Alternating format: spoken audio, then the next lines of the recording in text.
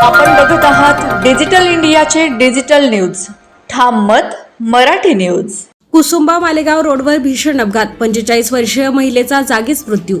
गतिरोधक नसल्याने संतप्त ग्रामस्थांचा तब्बल 3 तास रास्ता रोको. नमस्कार, आपण पाहत आहात ठाम मत मराठी न्यूज. धुळे जिल्ह्यातील कुसुंबा ते मालेगाव रोडवरील चौगाव चौफुलीवर भीषण अपघात झाल्याची धक्कादायक घटना समोर आली आहे. मालेगावच्या दिशेने भरधाव वेगाने येणाऱ्या MH18BX 7478 क्रमांकाच्या वाहनाने मोटारसायकलला पाठीमागून जोरदार धडक दिल्याची माहिती आहे. या भीषण अपघातात मोटारसायकलवरील 45 वर्षीय महिलेचा जागीच दुर्दैवी मृत्यू झाला. अपघाताची माहिती मिळताच परिसरातील ग्रामस्थ मोठ्या संख्येने घटनास्थळी दाखल झाले. मात्र या अपघातानंतर ग्रामस्थांचा संताप अनावर झाला. कुसुंबा ते मालेगाव रोडवर गतिरोधक नसल्यामुळे वारंवार अपघात होत आहेत, असा आरोप ग्रामस्थांनी यावेळी केलाय. विशेष म्हणजे या ठिकाणी यापूर्वी अनेक अपघात झाले असून गावातील सुमारे 20 जणांना आपला जीव गमवावा लागल्याचा दावा ग्रामस्थांनी केला आहे. रस्ता तयार करणाऱ्या संबंधित कंपनीकडे तसेच प्रशासनाकडे गतिरोधक बसविण्याची वारंवार मागणी करूनही त्याकडे दुर्लक्ष करण्यात आल्याचा आरोप ग्रामस्थांनी केला.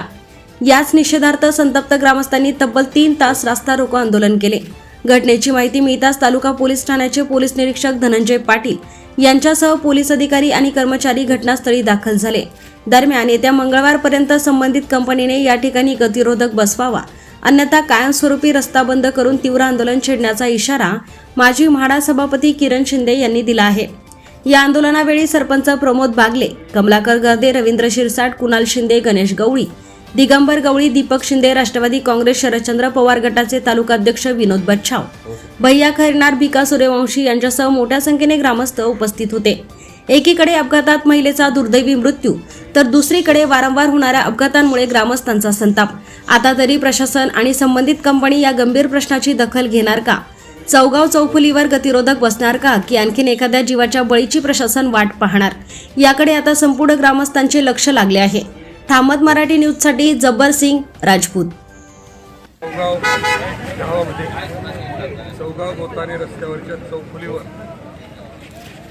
एका 55 ते 60 वर्षाच्या महिला भगिनीचा अपघाती मृत्यू आणि या गावावरती प्रचंड मोठी शोककळा पसरली. दुर्दैवाची गोष्ट अशी की या रस्त्यावरती वारंवार अपघात होता. आतापर्यंत 20 जणांचे जीव या अपघातात या ठिकाणी गेलेले आहेत. मध्यंतरी लोकांनी रोष व्यक्त केला. एक अपघात झाल्यानंतर त्यावेळेस या एजन्सीने म्हणजे रस्ता ज्यांच्या अखत्यारीत आहे त्यांनी त्यांना शब्द दिला की आम्ही तुम्हाला ब्रेक हे बसून देतो, स्पीड ब्रेकर बसून देतो. मात्र सातत्यानं गावाच्या ग्रामपंचायतीने, ग्रामस्थांनी, सर्वांनी पुढाकार घेऊन प्रश्न मार्गी लावण्याचा प्रयत्न केला, परंतु त्याच्याकडे अक्षम्य दुर्लक्ष करण्यात आलं आणि त्याचा परिणाम आज असा झाला की परत या ठिकाणी अपघात झाला. याला जबाबदार सर्वस्वी या रस्त्यावरची जी यंत्रणा आहे, जे इंजिनियर आहे, जे PD आहे, यांच्यावरती निश्चित करावी अशी मागणी ग्रामस्थांच्या वतीने आम्ही या ठिकाणी करत असताना ज्यावेळेस सुतार म्हणून याच्यावरती जे काम करणारे अधिकारी आहेत त्यांनी समक्ष फोनवरती बोलणं केलं, मी सोमवारी येतो. नंतर रस्ता रोको केल्यानंतर माननीय पोलीस निरीक्षक धनंजय पाटील साहेब या ठिकाणी आले. त्यांच्याशी बोलणं झालं. त्यांनी सांगितलं की सोमवारी आम्ही हा मार्ग मोकळा करतो. आम्हाला अपेक्षा आहे सोमवारी ते आल्यानंतर मंगळवार बुधवारपर्यंत जिथं जिथं गरज आहे, मग शाळेजवळ गरज आहे, इथं गरज आहे, या ठिकाणी स्पीड ब्रेकर त्यांनी बसवावेत ही अपेक्षा व्यक्त करतो. आणि जर ते बसवले नाहीत तर त्यांना जाहीररित्या सांगतो की मंगळवार बुधवार नंतर हा रस्ता कायमस्वरूपी बंद करण्यात येईल.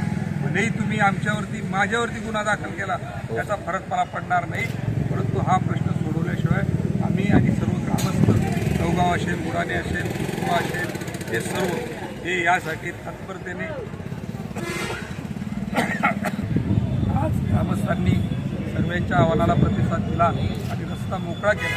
आणि त्यांची अडवणूक रस्त्यात झाली असेल त्यांची दिलगिरी व्यक्त करतो, परंतु ज्या कुटुंबावरती हा प्रसंग आला आहे त्याच्या भावना ते समजून घेतील, डिपार्टमेंट समजून घेईल आणि हा प्रश्न तात्काळ मार्गी लावतील अशा अपेक्षा आहे.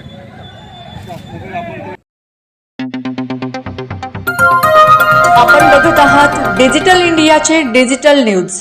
ठाम मत मराठी न्यूज.